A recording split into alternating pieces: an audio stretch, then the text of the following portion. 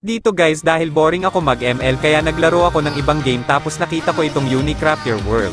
Marami na akong nakikitang naglalaro nito kaya sinubukan ko. Dito guys naghanap ako ng mga ginawang mundo ng iba't ibang players kagaya nitong nakita ko na Uni Tokyo.